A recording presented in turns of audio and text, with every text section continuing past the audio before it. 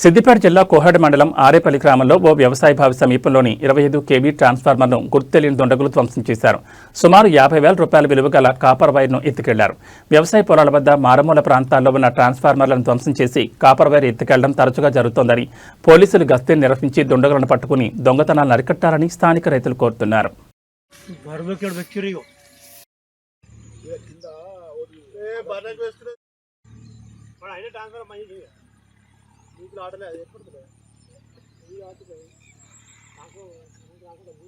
కింది వారండి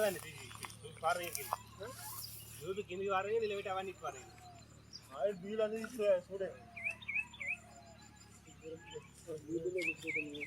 వాడికి అక్కడ కొంచెం కావాలన్నా అందరూ అక్కడ ఏమున్నదండి ఇంత పట్టింది కదా ఆ పక్క వరా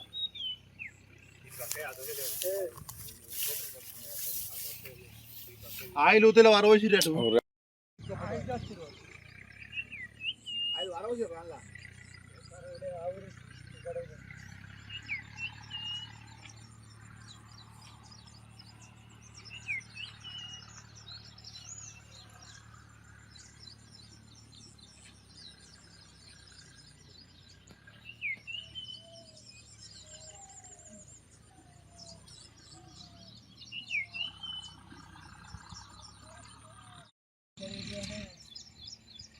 పేపర్ వారేసింది బట్టపేగు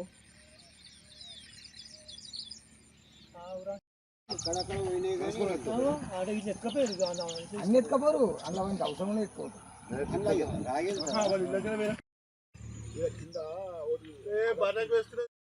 బర్రెకి వెక్కిరు